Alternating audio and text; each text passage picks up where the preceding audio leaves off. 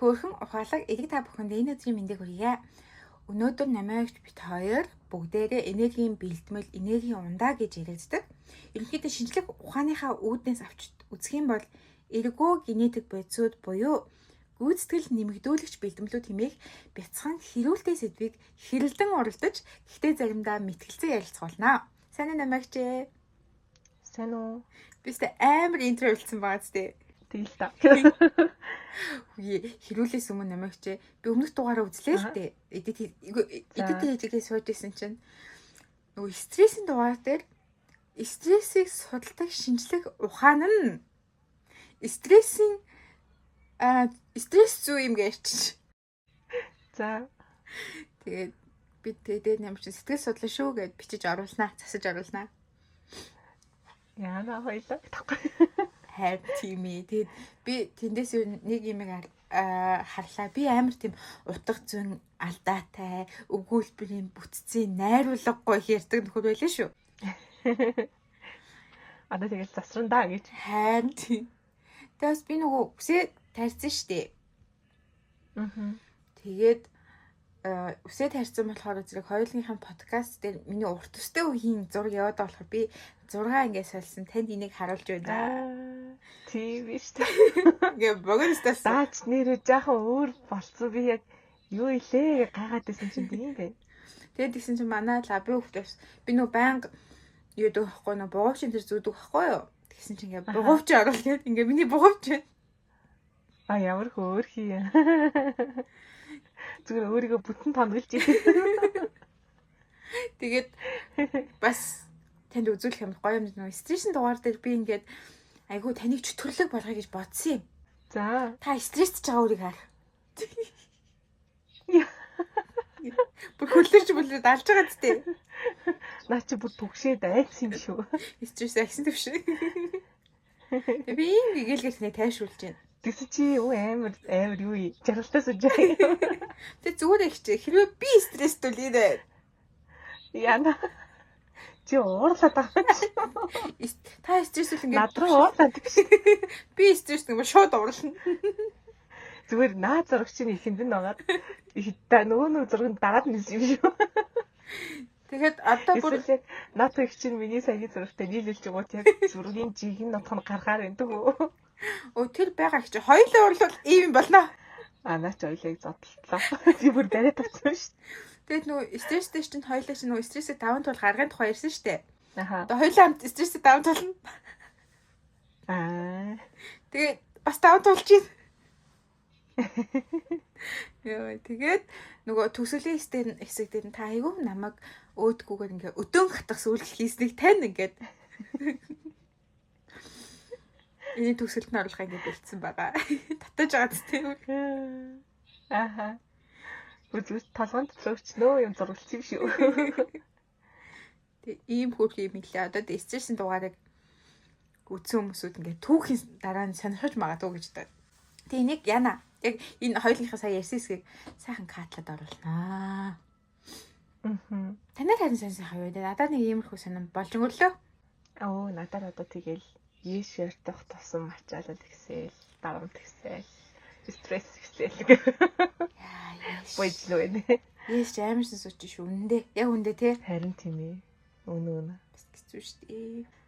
Тэгээ давхар хөрхөө шимчлэг хийгээд эхэлсэн байгаа. Тэгтээ тэр нь бас жоохон ачаалсан бол өөрөө нэмж стресс гэдэг тахгүй. За тэгээд түгэж хэлж ш. Бясгалаа гээл дасгалаа гээл үд тий. Ханд хэлэн да. Асуулаараа намаа. За өнөөдөр хоёлаа гоё сэдв рүү орох уу? Тэгээ. Би ерөнхийдөө энэ сэдвийг амар догдолж хүлээс. Яа тэгвэл ингээд би бол энержи дринкэнд дуртай. Учир нь миний амьдрал их тусвардаг. Тэгээд за. Шот уугараа. За. Тэгээд тэгсэн чинь би энергийн ундаа гингүүтээ одоо битүү сэдвээр ярих юм бол нэг одоо энергийн ундаа гэдэг чинь энергийн ундааны тухай биш хоёулаа ингээд энерги өгдөг бүхэл ийм бод зуух юм шингэн кофе бүгдийг нэлээ гэж ярьсан шүү дээ. Тэгээд тэгсэн чинь тгийг нийтэд нь ерөнхийдөө юу гэж нэлээд байдаг юм бол би сонирхсан чинь тим шинжлэх ухаанд гэдэг янз бүрээр ерөнхийдөө ангилж болох юм байна. Гэхдээ үндсэн хамгийн тохиромжтой гэдэг нь болохоор зэрэг эргогенетик буюу гүйцэтгэл нэмэгдүүлэгч бэлтгэл. Энд тэ амар тохиромжтой байгааз бидний үйл гүйцэтгэлийг нэмэгдүүлж байгаа юм байлээ. Тэгээд энэ бодисуудыг маань хэрхэн яаж ангилаад энергийн ундаа маань ямар ангилалд орох юм бэ гэвэл гэтээ энэ бол бас л олон ангилал байж болох юм байлээ. Тэгээд надад энэ ангилал хамгийн одоо бид өнөөдрийн сэдвт арай тохиромжтой юм уу? Фолло хийх зүгээр юм гэж бодоод энийг сонгосон байгаа. За тэгээд иймэрхүү нөгөө эргогенетик бодисыг нэгдүгээр болохоор зэрэг жинхэнэ утгаараа энерги өгдөг бодисууд гэж байдаг. Үүнийг болохоор зэрэг энэ яг ямар бодисууд ордог вэ гэх юм бол метаболик энергийн их үүсвэр гэж нэрлэгддэг тийм бодисуудыг хэлдэг. Жишээлбэл нүүрс ус, өөрөөр хэлбэл глюкоз, сахарууд зэрэг орно. Тэгээд нөгөө спортын ундаа гээд яг фитнесээр хичээлж байгаа хүмүүсүүд эсвэл олимпийн бэлтгэл хийж байгаа хүмүүсүүд спортын ундаа энергийн гээл гэдэг юм хэрэглээд байдаг бүтээгдэхүүнүүд байдаг. Энэ нь ерөнхийдөө энэ ангилалд бас ороо явчих юм байлээ. Тэгээд энэ төрлийн бүтээгдэхүүнийг яагаад энергийн их үүсвэр гэж нэрлээд байгаа вэ гэх юм бол эдгээр бодисууд бид орсныхаа дараа глюкоз болж задарч глюкозын замаар аденин трифосфат буюу бидний эсийн энергийг үүсгэдэг. Тиймээс эдгээр бодис нь утгаараа энерги өгдөг бодис болж байгаа юм байлээ. Гэхдээ энэ бодис одоо энэ төрлийн бүтээгдэхүүнүүдийг хэрэглэсний дараа сул тал нь гэх юм бол энерги хурдны нэмэгдсэн гэсний дараа буцаад огцон буурдаг сөрөг талтай гэж үзэж байгаа юм байлээ. Та энэ дээр нэмж хэлэх хэцүү байна. Энэ ерөнхийдөө сахар зэрэг бидний өдөр тутмын хэрэглэж байгаа нүүрс ус бүгдээрээ л авч явчих юм байна гэж би ойлгосон. Аргагүй бах тий. Угаасаа нөгөө идэж уусан бүх юм аа ерөнхийдөө глюкоз олж задрал. Тэгээ нарийн гиснээс шимэгдээд эс рүү орсныхоо дараа эсийн амьсгал явагдана.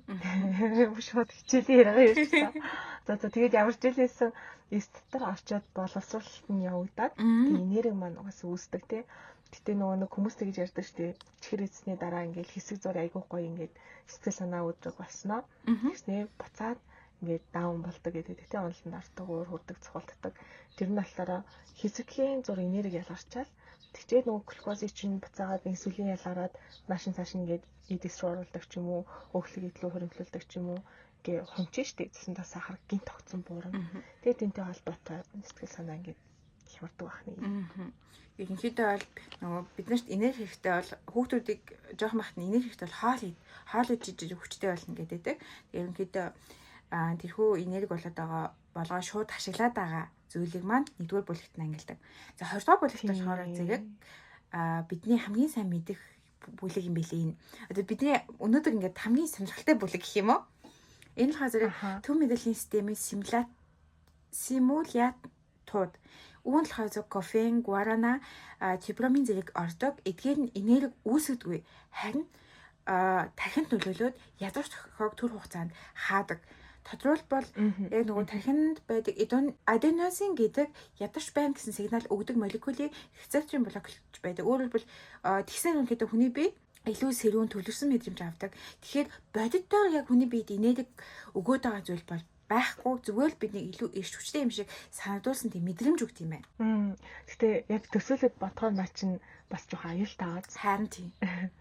Одоо ингээд бие организм ядарч байгаа гэдэг мэдрэмж чинь одоо чиний амрах цаг чинь боллоо шул гэдэг тохио штэ тий. Гэтэл яг тэр тохиог нь арайчаад ингээд блоклоод тэгээ тэр тохио нь орж ирж угаасаа тэр хүлээ авартайгаа холбогдохгүй болохоор би ядарчлаа гэдэг тэр мэдрэхийг чинь л гэсэн үг штэ тий. Тэгээ илүү эрч хүчтэй ажиллаад байна. Гэтэл ингэж явах нь цаанаа дахиад хамаг тэр одоо юу гэх одоо төлн нартал нь ядрахаар хэмжээтэй байгаад байгаа байхгүй тий. Харин тийм. Надад яг энэ жишээд төсөөснээс нөгөө өвчин мэдэрдэггүй хүмүүс байдаг штэ. Тэгээд эсвэл бид нар өвчин мэдэрдэггүй тариад хариулжтай гэж бодъё. Тэгсний дараа зохиулах, задуулах, бэртэл авснаа мэдэхгүй. Тэгээд хамгийн амжилттай нь бэртэл авсныхаа тэр хүндрэлтийн хэмжээг мэдэхгүй учраас илүү том хүн хэмжээний эрсдэлд орох магадaltaй. Цусаалдаад байдаг. Алдaltaй ерөөсөө тэр хүн чинь зүгээр зүсгийг мэдхгүйгээс гадна тэр цус урсаад байгааг мэдэхгүй учраас цусаалцаар аваад үхэл түр аюултай. Энтэй адилхан энэ төрлийн бүтээгдэхүүнийг байнга хэрэглээд байх юм бол ерөөсөө ядарснаа мэдэхгүй байсаар байгаад биеийн доторх бүх юмнууд хамаг нөгөө бидний зүгээр энерги амьдрах, амьсгалах, алхах энергийг зарцуулсаар байгаад сүүлдээ юу ч зарцуулах зүйлгүй болоод шууд нөгөө коллапн хаагдах зэрэг ингээ нөгөө аимшигтай ослуудын талаар яриа байдаг штэ. Тийм зүйлийг боддоруулах юм байдаг юм байна да гэж би бодсон. Тэр нөгөө нэг чамаа тэгсэн чи яга HIV? Sorry? Дохын вирус. За. Тийм дахин вирусаас яг халтахаараа холбоочны үүрэгтэй буюу дараагийн дархлааны эсүүдэд мэдээлэл хүргэдэг эсүүд одоо тэр гол холбоочныг навчаад устгachж байгаа байхгүй. Тэгмэд дархлааны тогтолцоо яг юу хийхээ мэдэхгүй юу ч тодорхой биш болж штеп. Тэгээд баг багаар дархлааны тогтолцоо уналтанд орсоор агаад тэгээд дархлал болмол хомсдол гэдэг өвчин үүсэж байгаа. Тэгэхээр яг энэтэй нэлийн бас төстэй л. Тийм ээ. Тэгээд ерөнхийдөө л нөгөө хүний бие гормоны механизм гэдэг чинь өөрөө ингээд үндсэн механизмтайгаа зарчмын адилхан. Гэхдээ яг нөгөө яг яаж нөлөөлөх вэ? Яг юуны гормон гэдгээрээ л нөгөө ялгагдчихж байгаа болохоор тийм билий. Тэгээ 3 дахь ангилал нь болохоор зэрэг гүйцэтгэл дэмжих бэлтгэлүүд гэж байдаг.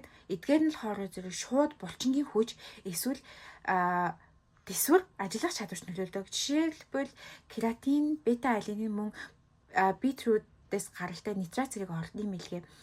Энийг бас нөө тамирчид их хэрэглэдэг. Ийм төрлийн бүтээгдэхүүн болохоор зэрэг аденин трифосфатыг дахин хурдан сэргээхэд тусалдаг. Мөн булчин үүсгдэг тийм хүчлэлийг булчин үүсдэг хүчлэгийг бууруулад тэгээд ядаргааг удаашруулд юм билэ. Тийм болохоор энэ бүлгийн онцлог нь шууд биеийг сэргээх биш харин бодитойгоор гүйцэтгэлийг сайжруулахад оршиж байгаа. Тэгэхээр ерөөсөө нөгөө энерги гаднаас авлаа бид нар.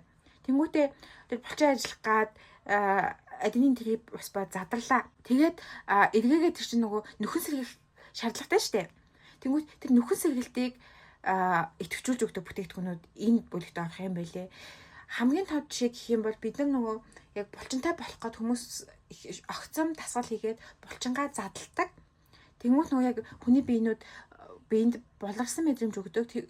Тэр болгарсан мэдрэмжийг хурдан даван туулахад хэрэгтэй байцууд энэ бүлэгт байна.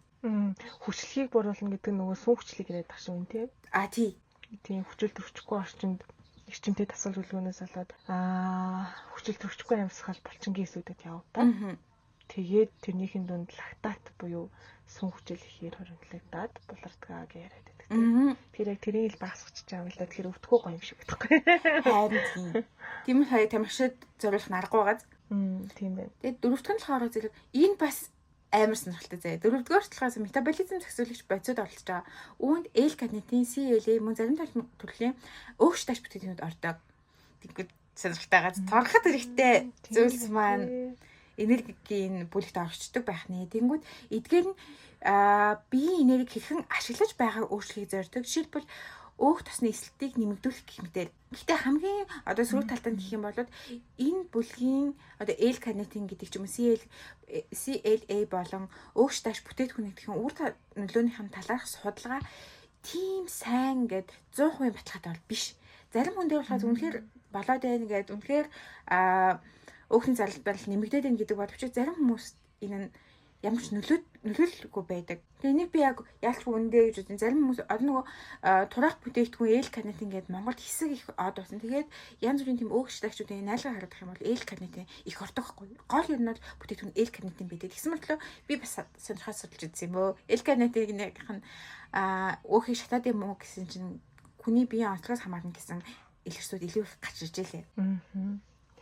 Нөгөө дасгал хөдөлгөөн хийгээд гэсэн чинь дөнгөж дасгал хийж эхлээл эхний нэг 20 минутанд голчлон бид нар угаасаа нүрсээ залчаа шүү дээ тийм.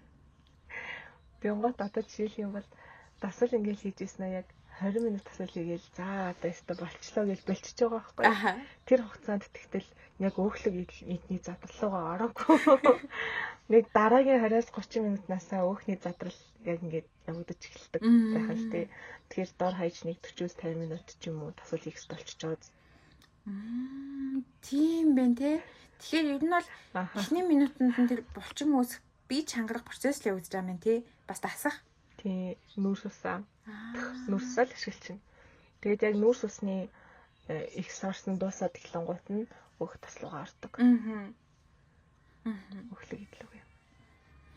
Өнөөдрийн маань гэдэг дугаар энерги өгдөг байцаас таргалтай тэмцээ боллоо. Энд ихтэй угаасаа таргалт чинь өөр амар том сэдв тий. Харин тэгээд үүсэж байгаа шалтгаан нь айгүй олон янз. Тэгээд дээрээс нь гейм хүртэл нөлөөлчдөг. Яг үнэ сонирхолтой сонир сэдв. Нэг энийг бас нэг сэдв болгож хоёул ярмаар юм биш үү? Тий. Энэ бүр амар сонирхолтой санагдтыг. Одоо өөхлөгийг дүүснэ гэдэг нь өөрөө бүр ингээ өмнөх үед тий ан авалдаг байсан тэр үед хүнд ингээ хамгийн ашигтай ген байсан байгаа байхгүй. Харин тий. Яа тэгэхээр ан авахгүй үе хоосон хонох үе байна. Тэнгууд идэж уусан зүйлээ өөх болгож чадгалаад дараад нь хоолгүй хонох үедээ ашиглах гэдэг шүү дээ. Тэр чинь энерги хүсэр болоход. Тэгтэл сүүлийн жилүүдэд яасан бэ гэхээр хоол хүнс ингээд баялаг болсон. Дээрээс нь нөгөө нэг одоо түргэн хоолнууд янз бүрийн ингээд боловсруулалттай хоолнууд гараад ирсэн шүү дээ. Амттан ингээл. Тэгээд яг тэр үед эволюцийн явцад бидний олж авсан нөгөө ашигтай ген чи одоо яг харааш үлдсэн гэдэг байхгүй. Би бас тэгээд яг одоо ч гэсэн яг тэр зарчмаар ажилладаг бид нар юм идэхгүй ингээ удаан явна шүү дээ. Тэнгууд тарих яадаг гэхээр энэ нөхөр одоо хизээ хоол идэх нь мэддэггүй. Тийм болохоор орж ирсэн юм а шууд өөх болгоод хадгалчихъя гэд хадгалцдаг. Тэгэхээр нөгөө цаг тутамд хоолол гэдэг чинь өөрөө цаанаа учиртай. За тэгээд одоо үндсэн сэдвийг хазаалгая. Тэгээ. 5 дугаар болохоор зэрэг яваад байна. Одоо бидний үндсэн сэдвний хэсэг орж байгаа. Энэ болохоор адаптоген буюу невромодулятор бодисууд орно. Жишээ нь одоо нэг энергийн ундаа ордог гол нийтлүүд энд орж байгаа. Эдгээр нь шууд бас хүн энерги өгдөггүй. Харин стрессийн систем буюу HPA axis нөлөөлж биеийн стресс авах чадварыг нэмэгдүүлдэг гинэ. Өөрөөр хэлбэл илүү их энерги өгөхөөс илүү ядаргаан л хүнийг төсвөртэй болгоод байгаа гэсэн үг. Яарэ хэрэг. Тэгээ хамгийн сүүлийн бүлэг нь болохоор зэрэг яг өмнөх бүлэгт болохоор энержи дринкт ордог бэлтгэлүүд орж ирсэн бол энэ бүлэг нь болохоор яг энержи дринк тэр чигээр болон тасгал хөдөлгөөний өмнө хэрэгэлдэг бэлтгэлүүд энэ тасгал хөдөлгөөний өмнө хэрэгэлдэг бэлтгэлчин энергийн ундаатайгаа яг адилхан юутай бүлэгтээ орд юм байна бүү. Тэгээ эдгээр нь болохоор зөв дээр дурдсан бүх хэмийг нийлүүлсэн байдаг гинэ. Тэгээд жишээлбэл энергийн ундаанд кофеин, сахар, амин хүчил, витамин зэрэгүүд ордог. Тэгэхээр эдгээр бүгд нийлээд хамтарч ажиллаж байгаа болохоор энергийн ундаа илүү нөгөө кофенээс илүү нөлөөлөл зүрх цохилуулаад байдаг гэн тийм учиртай юм байна. Тэгээд энэ яаж ажиллаад байна гэх юм бол эхлээд нөгөө тархинд очиж мэдээллийг авчид арчиж байгаа шүү дээ. За би ядрахгүй, би окей байна гэж бодонготой. Тэгээ хойноос нь болохоор нөгөө энерги ундаач маш их сахартай байгаад байдаг. Жинхнээс нөгөө энергийг өгчөж байгаа. Тэнгүүд яг эхлээд би шууд бодлоо, би ядрахгүй байна гэж бодлоо. Тэгээд үргэлжлүүлээ шууд глюкоза задлаад жинхнээсээ бодит энерги боллоо. Тэнгүүд илүү урт хугацаанд ажиллаж байгаа юм шиг мэдрэмж төрөөдөг тий. Илүү хүчтэй байгаа юм шиг. Тэгээ дээрээс нөгөө витамин гээ ороод ирчих болохоос тэр илүүд туурдлаа те нэгэн жигэд би бинээ дэмжиж байдаг. Гэхдээ энэ төрлийн бүтээгдэхүүн хамгийн аимшигтай нь маркетинг маш их оролцдог. Яг бодит үр дүн механизмыг нь бүрэн ойлгохгүйгээр зүгээр нийлүүлсэн байх эрсдэлтэй. Хоорондоо нөгөө зохицолтой хэсгийг яг бүрэн тодорхойлоогүй бүтээгдэхүүнийг холсон байх магадaltaй. Дээрээс нь хамгийн хэцүү нь ийм холимог бэлтгэл болохоор зэрэг хүн тэр зүйл хажилттай ч юм уу тэрийг тухайн хүний биеийг хүлээж авах чадваргүй байх боломжтой. Тэгээ нийтд нь энэ эргогенетик бодисуудыг 3 үндсэн байдалд ангилж болж байгаа. Энерги үнэхээр өгдөг. Зарим нь зүгээр л тархийг сэргээдэг. Зарим нь болохоор биеийн гүйцэтгэлийг өөр механизмаар сайжруулж ажилдаг. Тэгээд зарим нь мунхруулад байна те. Тархи угаалт яваад штэ. Харин тийм. Ядраад байна гэсчгүй чи ядраагүй.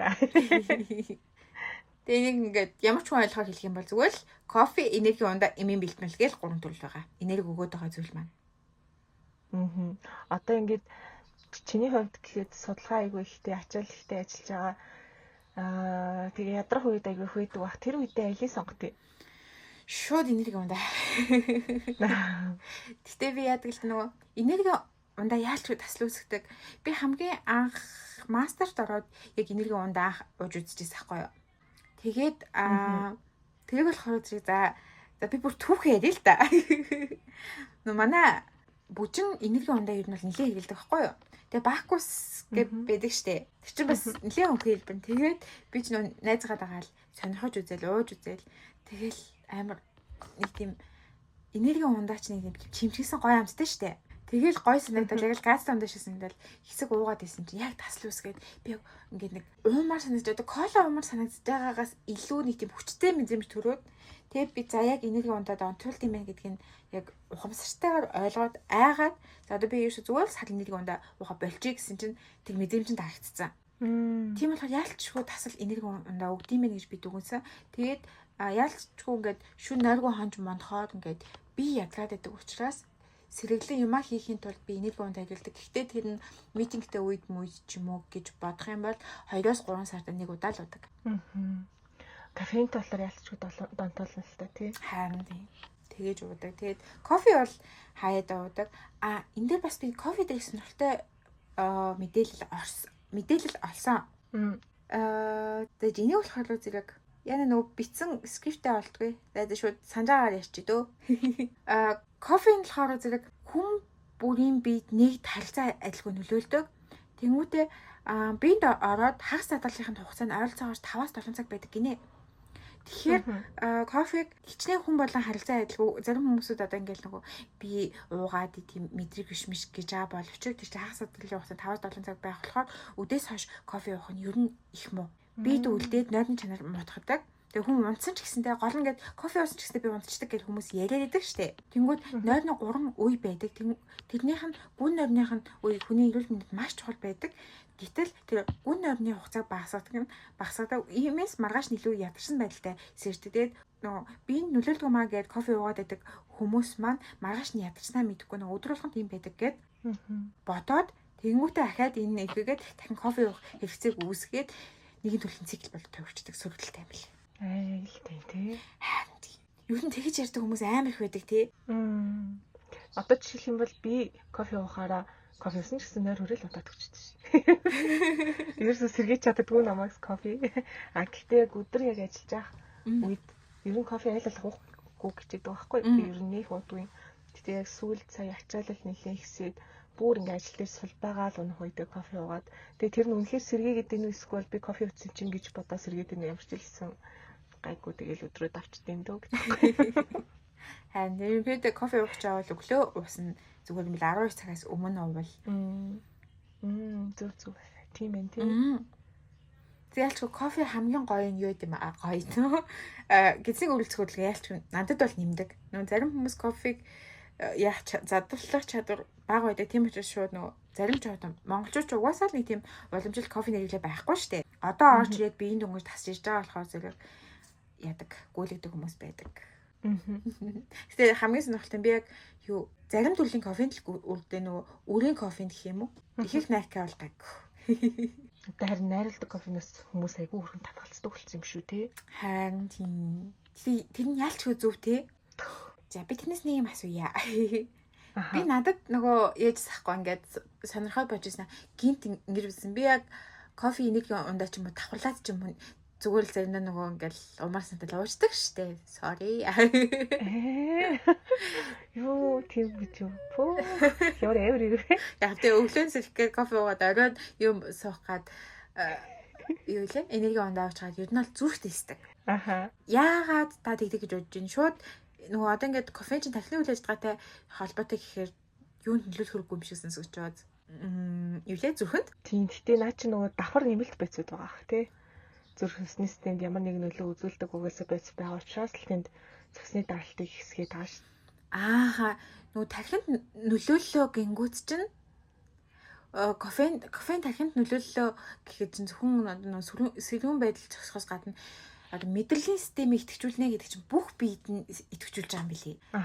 Тэгэнгүүт ялангуяа тэнд симпатик мэдрэлийн систем бол одоо бидний одоо ингээд тэмцэсвэл зүгт. Тийм тэмцэсвэл зүгт гэсэн мэдрэлийн системийг идэвхжүүлж юм билий. Тэгэхээр чинь нөгөө цусны эргэлт чинь сайхан хурдсаад үүнийх нь үр дүнд адреналин зэрэг гормонууд нь хэмжээгээд ялгарлаад аюултай нөхцөл байна гэж ойлгоод тэнгүүтээ бүх юм чинь идэвхтэй болоод ирэнгүүт адреналин нэмэгдэхэд яах ёстой вэ? Шууд зүрх илүү хурдан цохилно. Тэгээд зүрхний цусны эргэлт сайжирсан юм чинь зүрхний шахалт хүч нэмэгдээд цусны даралт өсөөд тэгээд зүрх дээслэх мэдрэмж төрөөд идэм билээ. Тэгэхээр яг нөгөө кофе уунгууд зүрх дээсчин гэдэг нь яг үндсэн үйл ажиллагаа биш ч гэсэндээ ерөөсөө л мэдрэлийн системээр дамжсан хоёр дахь нөлөө угаасаа л ингэж илэрдэг юм билээ. Тэгэхэд зөв гэж байгаа юм биш л те. Тэгээд нөгөө одоо юу гэх юм кофе энерги унтаа хоёрыг хасрах юм бол бүр амар юм шүү. Харин шууд нөгөө кофе нөөрөө дам тий хоёр дахь тийм нөлөөтэй гэсний энерги ундаа нь өөрөө зүрх сэтгэлсүүлэгч байцуудтай тий хасрахаар шүү. Харин тий. Тэгээ яг баян одоо нөгөө бид нар чинь огцом хурд авах, огцом дүрс зүрхээ дэлсүүлэх энэ үйл ажиллагаанууд ч юусэн огцом богино хугацаанд үргэлжлэх ёстой. Угаасаа хүний бие чинь угаасаа тийм байх ёстой шүү дээ. Тэнгүүд кофе энерги ундаг их хэмжээгээр урт хугацаанд уух юм бол тэр зүрх чинь угаасаа тэгэж байнга дэлсэх ёстой эргэтэн биш болохоор зэрэг нөгөө зүрх бүр хатгуулж өвдөг шигдээс болох эрсдэлт түүнээс болоод үүсэж байгаа байсан билээ. Тэнгүүд би энэ бүхнээс бодсоо. Энерги ундаг бодолтой харгалаа. Тэгээд яг бодолтой гэдэг нь тодорхой хэмжээнд бас хязгаар тавиад шүү дээ, тийм яг нэг тийм 2 сарда нэг бол окей. Гэтэ ер нь бол макс нь жилдээ 4 ч юм уу те байхад бол окей яахгүй. Тэрнээс ихтүүлж бол ер нь дэмий. Би бас нэг хичээ сонирхолтой юм ийцээ. За би ингээд хүнээс сонсч ирсэн. Бас кино минон дээр ингээд гардаг ахгүй хошин шогдоо гардаг да. Red Bull-ээ юутай архитай болж ууцад зүвчин дэлсэн штэ гэж тэгдэг штэ. Тэгээд ерөнхийдөө нөгөө энерги ундаг архитай болж уудгийг та мэдхүү. Нэрээ тийг сонссон. Тэгвэл би бас бодож сахгүй. Тэгэхээр яана гэсэн үг юм болоо. Ингээд согтгүй гэсэн үг юм болоо. Яасан болоо гэд үр дүн нэг сонирхолтой байгааз. Тэнгүүд хүмүүс болохоор зэрэг яагаад тэгж уудгийг би мэдэхгүй л дээ. Би бас тэгж уудаж үзэг болохоор яг ямар амттай болдгийг ч мэдэхгүй л юм л та. Гэтэ хүмүүс болохоор тэгж ухаар гоё гэдэг нөгөө кофений коктейл найруулах соёлд нь энэ бүр орчихсон. Тэгэд яг ямар нөлөөтэй ингэдэм бэ гэсэн чинь ямар нөлөө хүний биед үзүүлээд идэм бэ тэгж уусны дараа гингүүт энэ бүр амар эрсдэлтэй юм байна. Ер нь бол охтууд ялангуяа танихгүй хүмүүстэй хийж байхдаа энэ энерги ундаа архитай хольж уучлах юм билээ. Яагаад гэвэл архичууд ингээс согтуурлаад одоо хүнийг согтуу болгоод өөрийгөө удирдах чадваргүй болгож байх үед тэр энерги ундаа чинь дахийг сэрүүн болгоод байна гэж боддог гинэ. Тэнгүүт хүн ингээд яг сэрүүн юм явж байгаа мөртлөө дотроо тасарсан байдаг гинэ. Тэнгүүтээ энерги ундаа чинь ажиллахаа болж штэ. Тэнгүүт огцом согтолтой мэдрээ шууд нөгөө хаана явж байгааг мэдэхгүй тарсах эрсдэлтэй юм байна. Ерөөсөө ингээд сэрүүн байж ингээд тасарсан хүмүүс байдаг штэ. Тэгэхдээ амар эрсдэлтэй штэ. Тэгж чад огцом ингээд унтдаг ч юм унаад өчтдөг хүмүүс үү. Тэнгүүт яг тийм нөлөөг биед химийн байдлаар нь үүсгдэг юм. Тийм болохоор маш эрсдэлтэй. Тэгээ хүмүүс ингээд энийг уугаад ингээд согтгүй мэн гой ингээд согтж байгаа мөртөө ингээд амар цоглог байд юм ингээд тэрэнд нь болж их донддог гинэ. Донддог ч яг тэгээ уух нь гоё байдаг учраас түгээмэл хэрэгэлдэг. Гэтэл эн чинь өөрөө тийм эрсдэлтэй юм байна. Нөгөө манай сонсогчд маань бас мэдээлэл айгүй шүүлтүртэй авахгүй бол яна энэ уриалсан зүйл ерөөсөө биш юу гэдэг байхгүй хэрэглэн ингээд байгаад байна. Гэтэл эн чинь цаана айгүй том сөрөг нөлөөтэй шүү л гэдгийг хэлэх гээд байгаа нь тэр юм шүү. Харин тийм энерги ундааг бол ер нь хамаагүй юмтай хавсарч хэрэглэх бол маш эрсдэлтэй. Хамгийн хэцүү нь энерги ундаа чинь амар холцтой бүтээгдэхүүн байгаа байхгүй юу? Гэхдээ тэгээд одоо арих юу хоёрыг хамтсан тэгээд хэрэгэлцдэг. Тэгэл цаанаа нөгөө чинь зүрхний шигдээс олчвол яах вэ тий? Харин тийм байгаа. Нас бодгол асуудал шүү дээ. Тэгээ энерги ундааг бол маш болгоомжтой хэлэх хэрэгтэй. Тэгээд би бас нөгөө нэг сая хит хитэн судалгаа ерөөд бол ингээ гүйлгээд харж байгаа байхгүй.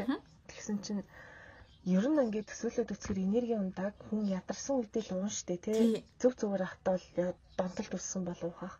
Тэнгууд хамгийн их ядарч байгаа нь хин бэ гэхээр мэдээ шөнийн ээлжинд ажиллаж байгаа ажилтжил. Ууч танаа да. За тэнгууд ямар ч энерги ундаагүй энэ бол зөвхөн шөнийн ээлжинд ажилласнараа гэдэг талаар ингээ 22 жилийн турш хийсэн ингээд Америкт сувлагчдад хийсэн юм судалгаа аахгүй юу. Тэгээ тэн дээрээс яасан бэ гэхээр судалгааны үр дүн нь 5-аас дээш жил шөнийн ээлжинд ажилласан эмэгтэйчүүдийн зүрх судасны өвчнүүднээс барах эрсдэл нь 19-с 23% өссөн гэж байна. Тэгээ 15-аас дээш жил ажилласан хүмүүсийн дунд уун шөнийн хорт хадраанаас барах нь 25%-аар нэмэгдсэн гэж байгаа байхгүй. Амар аз. Тэгээд одоо нөгөө нэг би энийг бол сонсч байгаагүй юм байна. Айгу сонин заяа. Дэлхийн эрүүл мэндийн байгууллагын дэргэдэх хорт хадрын судалгааны олон улсын агентлаг 2007 болон 2019 онд шөнийн ээлжийн ажлыг хүнд хорт хавдар үүсгэх магадaltaй хүчин зүйл гэж ангилсан гэж. Бүр албасаар орсон байт юм тий. Тийм. Тэгэд яагаад ингэж хорт хавдар үүсгэх магадaltaй хүчин зүйл рүү оруулчихж байгаа вэ гэхээр мэдээж нөгөө мелатонин гэдэг давар өмнө хоёлаа ярьсан шүү дээ. Шөнийн ингээд Тийм тэр маань ингээд хэмнэлээ алдчихин. Тэгээ бодис солилцоо хямрна. Дээрэс нь хамгийн аюултай нь дээнхийн нөхөн сэргээлт нь удаашрч. Оо. Тийм. Тэгээд гэмтэл өссөн одоо тэр эсүүд үржиж орших магадлал нэмэгдчихэж байгаа байхгүй юу? Аа. Тийм болохоор хавдар үсэх эрсдэлтэй. За тэгэнгүүт одоо ингээд бодохоор яг нөгөө нэг яалтчгүй л ингээд хүний амьдрал олсон хойно те энэ ингээд нэмийн ингээд тогтолцоог ингээд бодоод аваад үзэнгүүт одоо совлогч нар те за нөгөө нэг янз бүрийн л одоо шөнийн ээлжинд ажиллах шаардлагатай хүмүүс байгаа шүү дээ. Тэнгууд өвдөг зөвлөгөө нь айгүй ингээд чухал гэдэг юм байна л да.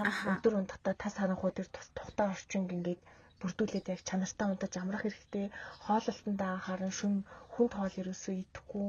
Тэгээ витамин D уун гэх зэрэг айгүй олон зөвлөмжүүд бол ингээд байдаг юм байна л да. Тэгэхээр тэрийгэ хэрэгслээрээ саний эслүүдээс ядаж тодорхой хэмжээнд бууруулах боломжтой болчихж байгаа байхгүй юу? За гэтэл энэ дээр харсаад нөгөө энерги ундааг шүн одоо хэрэглэх нь өөрөө зүрхэнд хит тачаалал өгөөд тэгээд нөгөө зүрхний шигдээс ч юм уу босод өвчлөл үүсэх боломжийг ерөөхдөө бол нэмэгдүүлчихдээ юм байна. Юу тэгэхээр угаасаа тий үр дүн нь өөрөө ингээд шүн орой алдах нь өөрөө угаасаа амар хаад тэн дээр нэмээд энерги ундаа ороод ирэхээр илүү сөрөг нөлөөтэй болчихж байгааз. Тэгээд тэр чинь зүрх судасны системд сөрөг нөлөө үзүүлж байгаа гэдэг яг шөнийн ээлжиндээ ингээд ажилдаг. Тэгээд энерги ундаа хэрэглэдэг хүмүүс төр хийсэн бас судалгаанууд байд юм байна. Тэгвэл зүрх судасны ингээд системд өөрчлөлт ордог. За мэдрэлийн систем болон сэтгцэд нөлөөлдөг. За метаболизм болон чихрийн одоо агуулмж өндөртэй болохоор нөгөө нэг цусндаа сахарын хэмжээ огцсон өсвөд тэгээ хоёрдугаар хэлбэрийн чихрийн шиж үүсэх, тархалт үүсэх эрсдлийг нэмэгдүүлдэг гэх мэтчлэн сөрөг нөлөөнүүд ингээ гараад ирчихэж байгаа байхгүй юу. Тэгээд дараагийн нэг сонирхолтой жоох нөгөө мэдээлэлтэй судалгаа нь яг энэ нэртэй The Dark Side of Energy Drink гэж байгаа байхгүй юу. Тэгээ энэ нь алхахлаараа зэрэг ийм одоо судалгааны ямар судалгаа гэдэг лээ бүр ингээд нэлээд хэдэн жилийн турш ингэж өмнө нь ингээ хийгдсэн судалгаануудыг бүхэлдээ ингээд таймлаад системчилсан тавь судалгаа юм байна. Тэгээд тэрэн дээрээ бүр ингээд зөвхөн зүрх судасч гэлтгүй маш олон ингээд талуудыг бие организмын тэр бүрний үйл ажиллагаанд яаж нөлөөлж ийн, мэдрэлийн үйл ажиллагаанд яаж нөлөөлж ийн, маш олон талыг ингээд аваад үзсэн байхгүй сэтгэл зүйд яаж нөлөөлж ийн гэх мэтчлэн. Тэгээд насны хамрах хүрээнд болохоор зэрэг одоо хүүхэд, за өсвөр нас, өндөр настай, за спортоор хичээлдэг гэх мэтчлэн айгүй олон хүмүүс тэр. Тэгээд дараагийн нэг одоо сонирхолтой объект нь болохоор зэрэг яг нөгөө нэг нас орсон хүмүүсийн нөгөө шүүхийн шилжлэгийн төсний цогцнууд дээр задлан хийсэн маш тий тэрний дүгнэлтэн дээр нь ерөөхдөө бол тулгуурлаад ингээд яг судалгааны таймыг ингээд бүхэлд нь гаргацсан байгаа байхгүй юу. Тэнгууд энэ дээр ямар одоо үр дүн гарсан байгаа вэ гэхэд тэгэхээр бас л яах нь одоо энэ энерги ундаанаас болоод гинт нас барах эрсдэл өндөр байдаг гэсэн ийм одоо ерөнхий дүгнэлт гарсан байгаа юм байна. Таагч өгүүлээ шилжиж бүр тэгээ бүр энэ дээрээ бүр ингэж байгаа зөө кофеин болон нөгөө таврын гэсэн хоёр бэц орж ирж байгаа шүү дээ энерги ундаан дээр.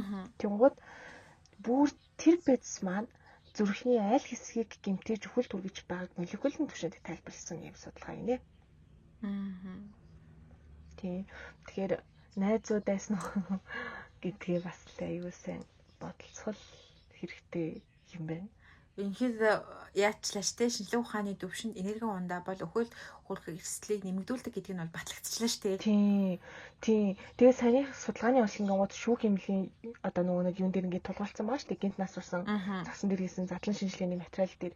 Тэгээд хугацаа нь болохоор бүр энэ хараа 10-аас 15 жилийн хугацаанд хийгдээд тэгээ сая 23 онд нийтлэгдсэн байгаа байхгүй. Маш урт хугацааны давталт өндөртэй үнэмшил их сайтай өгүүлэн тий.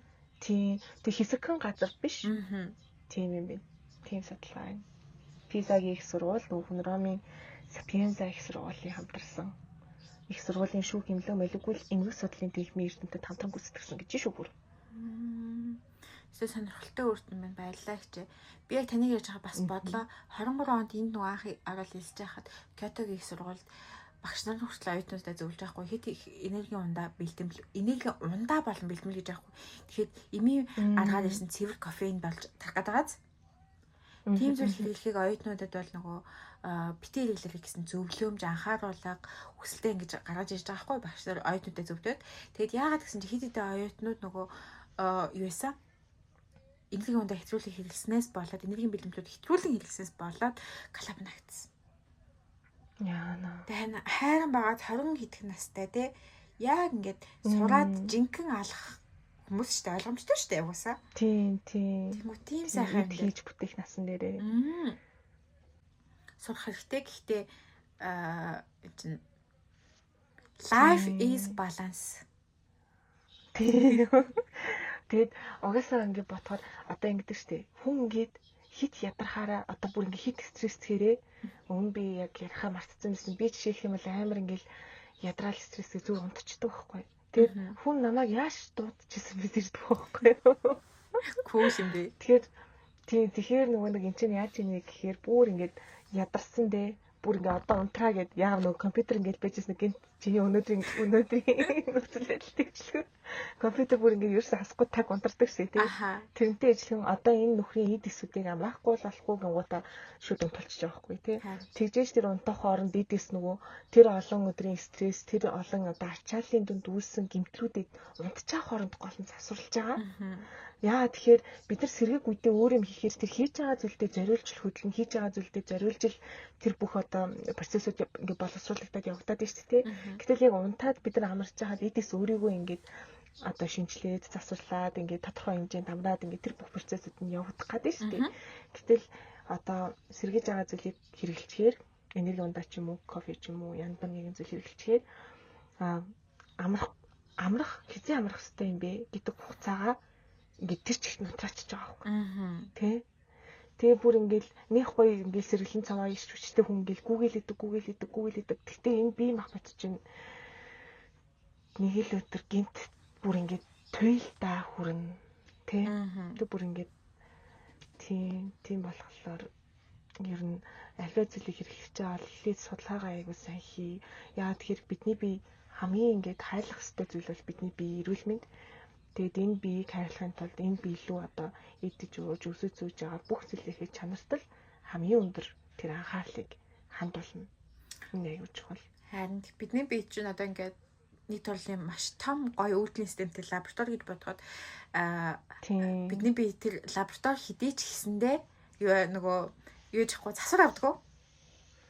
Тэнгүүд тэгэж гэмтээхээс өмнө одоо тэр лабораторийг үргэлж тийм гоё байлгахын тулд зүгээр л тэр нөгөө амар болгоход үзсэн туршилтуудыг хараад уншаад өөртөө дандаа зөв одоо ингээд үр дүнгуудын зөв эрэг үр дүнгуудыг ашиглаад амьдрах боломжтой нийгэмд тий харин хэмжээ энерги ундааг гэхдээ бас энерги ундаа яг үндэ бас цогцтой хэрэглэн гэдэг ойлголт нь өөрөө жоохон учирдагтай хэрэглэхгүй байвал ерөнхийдөө илүү даваа талтай. Гэхдээ хамгийн гол нь жаавдаг. Гэхдээ хүмүүс бол энерги ундааг тийм хэрэглэхгүй байна гэж бодохгүй байна. Гэхдээ бага насны хүмүүс бол огт хэрэглэж болохгүй. Тийм яг үнэн. Энэ сурагчид дамаа тий. Одоо ингээд сурагчдыг харахаар тэгдэг штий. Хүүхдүүдээ угаасаа авахгүй л тэр олон хичээл тэгэл аюулгүй стрессүүд ачааллууд байгаа л та үнэхээр байгаа. Даанч тэгээд тэр насан дээр ингээд энерги ундааг тийм их хэрэглээд эхэлчихэн тэр чин тэрнээс цаашаа дадал болоод оюутан байхдаа ч ажил дээр гараад ширхлэхээр байгаа байхгүй. Харин тийм. За тэгээд яг ингээд насанд хүрсэн хүн би хэлээд байгаа шүү. Би мастера орж ирээд найзгаа дагаал анхуу тарилж үтсэн. Хэлээд байна. Тэнгүүтээ тэгэж хэлж яхад тухайд болохоор зэрэг би ингээд гайхаа шоконд ороод сүүлд нь болохоор зэрэг яг ингээд би миний эрэг талдаа би мэлхий орд. Би амар бие чагнадаг байхгүй. Тэгээд энерги ундаа эхний уусын дараа уугаад дуусны дараа яг ядралт өмнөхөөсөө ихлүү хүчээр мэдэрч байгаа аргагүй штэ. Тэгсний дараа тийм хүмүүс яг тийч одоо өдрийн цаг байлаа гэхэд ажлаа хийхдээ гингүүд хүмүүс сэргэлт авах гад ячдаг. Дараагийн хавш. Тэдний орон дараагийнхыг уухгүй тэр өдрөө одоо ингээд тэр өдрийгөө сайхан өнгөрөөгөөд оройн бүтэн ойр авчихад бол эргээд хүний бие фреш болж чаддаг. Амар гайхалтай шиг бид биш үү? Тийм болохоор яг тэр ойлголт шинжлэх ухааны за энерги ундаа гэдэг чинь огцом юу яагаад сайжруулад эрхэнгүүтээ шууд огцом тархинд угаасаа тэг мэдээлж очихгүй өмнө нь ямар байсан. Тэг огцом нөгөө сайжирсны дараа өмнөхөн хүн бол мартаж байгаа шүү дээ. Хүний биений тогтолцоо шин тийм ч. Тэгээд илүү ядраад байна гэж байгаа та ингээд ядарсан даа биш. Та угаасаа өмнө нь тэрийг хэрэглээ төр тэрийг арга цаацсан. Тэгээ ахаад хэрэглэх юм бол энэ чинь осолтой гэдгээ сайхан ойлгоод тэгэж ойлгох нь л хамгийн чухал байна л та энэ дугаарын. Тийм. Тунгуут нөгөө өмнөх ядрал дээр нэмээд би сэрэг голчлоо гингуудаа дахиад өчнө ачаал авчиж байгаа байхгүй тийм хамаг нөгөө глюкозмөлкөөсөө задлаад чи одоо одоо болно би ахиж задлахгүй энэ чи одоо тэгэж шээ гавьяна хамт гарыг гэж штэ тий тэгээд юу яадаг штэ хүн ер нь амар одоо сонирн их сонирн тэ одоо жишээл юм бол би хизээч за би ч гэж яах вэ? Ер нь хүмүүс илүү цагаар ажиллахыг хүсэхгүй шүү дээ. Тий. Тэгээ өөрөө илүү цагаар ажиллахаараа ямар их ядардаг вэ? Сэтгэл зүй төрөл ямар хэцүү байдаг вэ? Тэрийг мэдчихэж байгаа. Гэсэн хэрнээсээ эд эрхтнүүдээ өөрсдөө амар илүү цагаар ажилладаг тий. Үнэ. Чи мэдлээ зүтгэхгүй гэд яадаг гэл. Тий. Тий. Чи ингэж би үнэхээр чадахгүй ингээл тий онгот өвдөлтөөр тэрийг мэдрүүлэн онгот өвчин намдах юм уугаал тий. За тэгээ бүр ингээл ядарлаар мэдрүүлэн онгот энержи зэрэг уугаал тий. Тийм үлээ энэ да тэгээд. За ингээд энэ дугаар ингээд дуусч байна хоёулынх нь. Харин тий. Окей. Тэгвэл төсөл яаж төсөх вэ хоёлаа? Ингээд нүүд дугаар дуусахгүй гэхүү танд гоё төсөлтөнд дүгнэлт хийх юм байна уу? Дүгнэж хэлэх юм яг ингээд даа. Энергийн ундаа за нөгөө нэг сэргээж байгаа энэ юунууд маань кофе маань заримдаа бидний амьдралд үнэхээр бүр ингээд хамаг цагт тулсан тэгээ бүр үнэхээр аргагүй байдалд ороод тэгэл төрхөн зур ашиглаад болчих ийм арга цаасан арга. Тийм болохоор байнгын буюу өдөр болгон ачаалтай ажилдаг бол яаж тэрийг би байнгын байдлаар эрүүл аргаар ачаалаа ингээд бууруулах ч юм өөрийгөө ингээд гой тайвшруулах тий амраах юм арга хэмжээ авах вэ гэд яг оригиналаараа өөрийгөө сэтэлжүүлж оригиналаараа өөрийгөө амрааж байгаарэ. За тэгээд өнөөдрийн дугаартай маань хамт байсанд баярлалаа. Намагч 1 2 3 баяртай.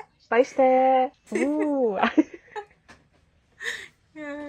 За рекорд дуусгачих тий хоёлаа.